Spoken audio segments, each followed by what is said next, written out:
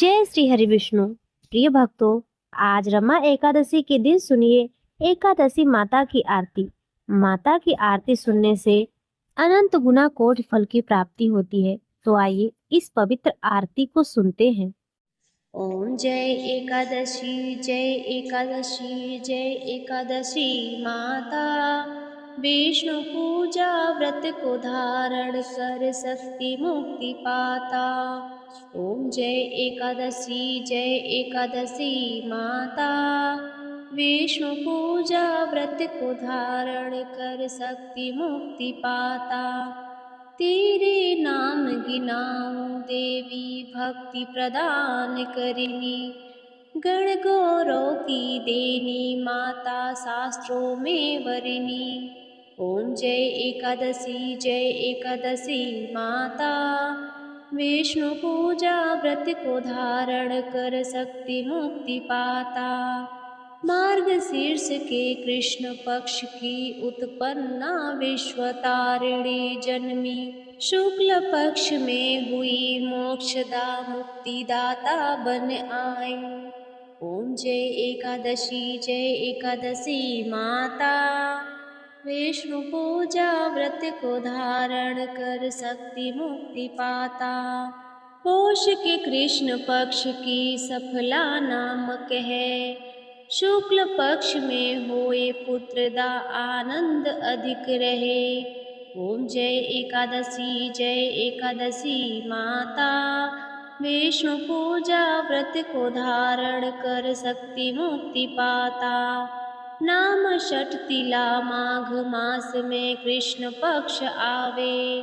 शुक्ल पक्ष में जया कहावे विजय सदा पावे।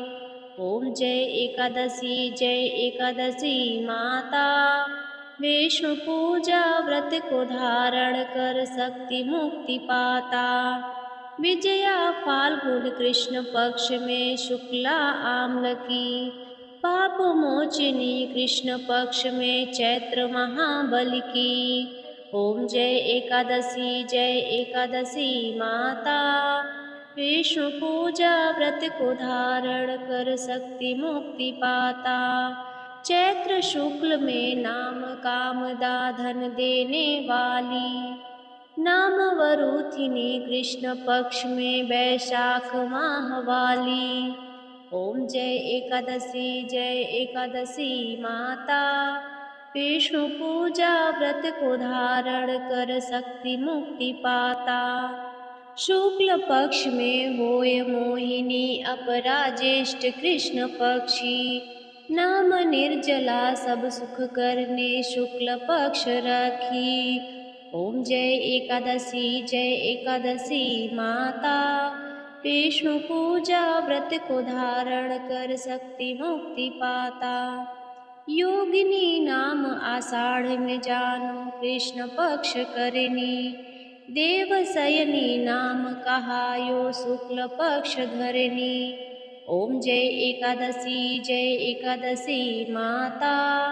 विष्णु पूजा व्रत को धारण कर शक्ति मुक्ति पाता। कामिका श्रावण मास में आवे कृष्ण पक्ष कहिए। श्रावण शुक्ला होय पवित्रा आनंद से रहिए। ओम जय एकादशी माता। विष्णु पूजा व्रत को धारण कर शक्ति मुक्ति पाता। अजा भाद्रपद कृष्ण पक्ष की परवर्तिनी शुक्ला। इंद्रा आश्विन कृष्ण पक्ष में व्रत से भव सागर निकला।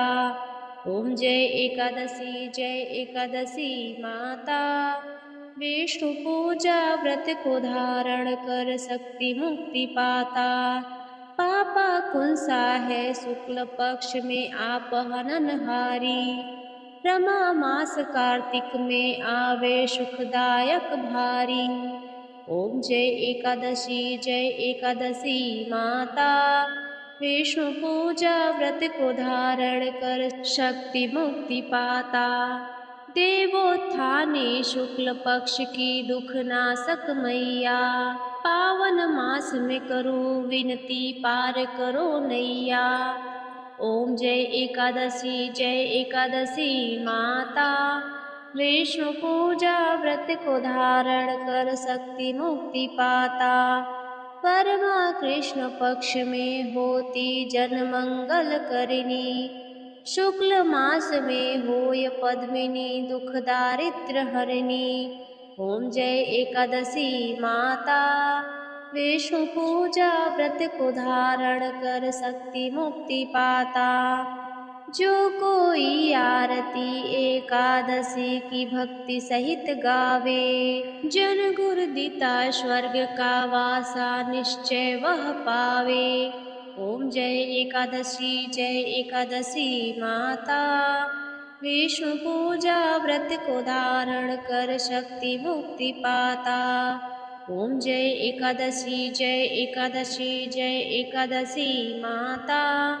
विष्णु पूजा व्रत को धारण कर शक्ति मुक्ति पाता। तो प्रेम से बोलिए माँ एकादशी की जय, लक्ष्मी नारायण भगवान की जय।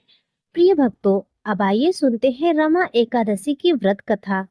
एक दिन धर्मराज युधिष्ठिर ने श्री कृष्ण भगवान से पूछा, हे भगवान, कृपया मुझे कार्तिक मास के कृष्ण पक्ष की एकादशी की कथा सुनाइए। इस एकादशी का नाम क्या है और इसे करने से क्या फल प्राप्त होता है? श्री कृष्ण भगवान मुस्कुराते हुए बोले, हे राजन, यह एकादशी रमा एकादशी के नाम से जानी जाती है। जो भी भक्त इस व्रत को करता है उसके सभी पाप नष्ट हो जाते हैं और उसे अपार पुण्य की प्राप्ति होती है। अब मैं तुम्हें इस एकादशी की पौराणिक कथा सुनाता हूँ, ध्यान पूर्वक सुनो। बहुत समय पहले मुचुकुंद नाम का एक महान राजा राज्य करते थे। वे सत्यवादी, धर्मपरायण और भगवान विष्णु के परम भक्त थे।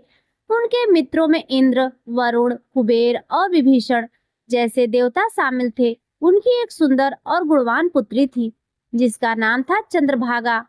जब वह बड़ी हुई तो राजा ने उसका विवाह चंद्रसेन के पुत्र शोभन के साथ कर दिया। एक बार चंद्रभागा अपने ससुराल में थी, तभी कार्तिक मास की एकादशी आई। उसे याद आया कि उसके पिता के राज्य में यह नियम था कि एकादशी के दिन कोई भी व्यक्ति भोजन या जल ग्रहण नहीं करता। यहाँ तक कि जानवरों को भी उस दिन भोजन नहीं दिया जाता था। चंद्रभागा सोचने लगी, मेरे पति शोभन बहुत दुर्बल है, वे यह कठोर व्रत कैसे कर पाएंगे? राजा शोभन ने अपनी पत्नी से कहा, प्रिय चंद्रभागा, मुझे बताओ मैं क्या करूं? मैं बहुत कमजोर हूँ, क्या मैं इस व्रत को निभा पाऊंगा? चंद्रभागा बोली, हे स्वामी, मेरे पिता के राज्य में कोई भी व्यक्ति एकादशी के दिन भोजन नहीं करता था।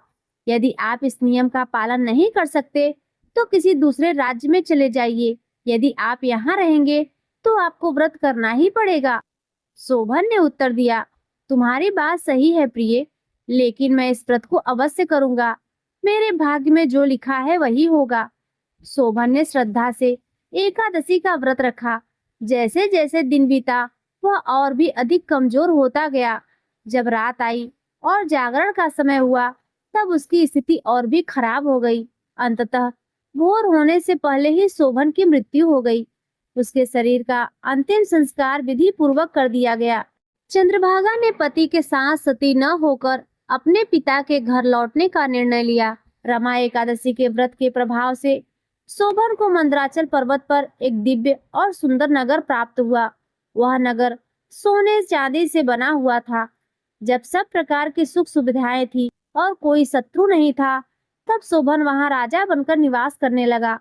परंतु उसका राज्य अध्रुव यानी अस्थायी था। कुछ समय बाद मुचुकुंद के राज्य का एक ब्राह्मण सोम शर्मा तीर्थ यात्रा के लिए निकला। घूमते घूमते वह मंदराचल पहुंचा, जहां उसने वह अद्भुत नगर देखा।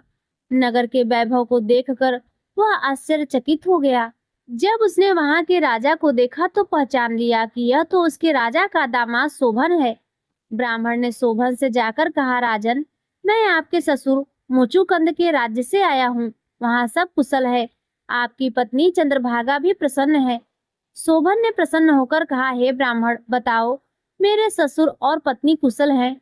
यह सुनकर मुझे बहुत अच्छा लगा। तुम बताओ, तुम्हें यह नगर कैसा लगा? ब्राह्मण बोला, राजन, यह नगर अत्यंत सुंदर और अलौकिक है। मुझे आश्चर्य है कि आपको इतना वैभव कैसे प्राप्त हुआ।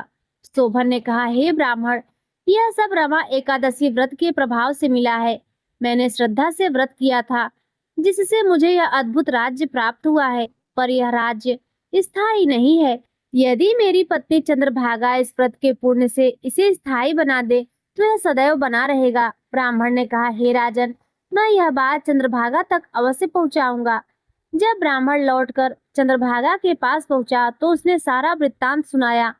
चंद्रभागा ने कहा, हे ब्राह्मण, मुझे उस नगर में ले चलो। मैं अपने पति को देखना चाहती हूँ और अपने व्रत के प्रभाव से उस नगर को स्थायी बना दूंगी।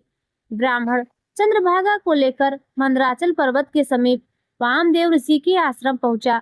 वहां ऋषि ने उसकी कथा सुनी और मंत्रों से उसका अभिषेक किया। उन मंत्रों और उसके वर्षों के व्रत के प्रभाव से चंद्रभागा ने दिव्य देह धारण कर ली। वह अत्यंत सुंदर और तेजस्वी बन गई। जब शोभन ने अपनी पत्नी को उस दिव्य रूप में देखा, वह अत्यंत ही प्रसन्न हुआ और उसे अपने पास बैठाया। चंद्रभागा ने कहा, हे प्राणनाथ, जब मैं 8 वर्ष की थी तभी से नियमित रूप से एकादशी का व्रत करती आ रही हूँ। उस व्रतों के प्रभाव से आपका यह नगर अब स्थायी हो गया है और कभी नष्ट नहीं होगा। इसके बाद दोनों पति पत्नी दिव्य स्वरूप में उस नगर में रहने लगे और आनंद पूर्वक जीवन व्यतीत करने लगे। भगवान श्री कृष्ण ने कहा, हे राजन, यही रमा एकादशी की पवित्र कथा है। जो व्यक्ति इस व्रत को श्रद्धा से करता है, उसके सारे पाप नष्ट हो जाते हैं। यहाँ तक कि ब्रह्म हत्या जैसे महापाप भी समाप्त हो जाते हैं। जो भक्त इस व्रत कथा को सुनता है अथवा सुनाता है, वह मृत्यु के बाद विष्णु लोक में स्थान प्राप्त करता है। रमा एकादशी केवल व्रत नहीं, बल्कि श्रद्धा, भक्ति और संयम का प्रतीक है। यह व्रत मनुष्य के जीवन में पवित्रता लाता है, मन को शुद्ध करता है और जीवन में सुख समृद्धि की वृद्धि करता है। माता लक्ष्मी की कृपा से व्यक्ति के घर में धन, शांति और सौभाग्य का वास होता है। इसीलिए प्रत्येक भक्त को इस पवित्र तिथि पर भगवान विष्णु और माता लक्ष्मी की आराधना अवश्य करनी चाहिए।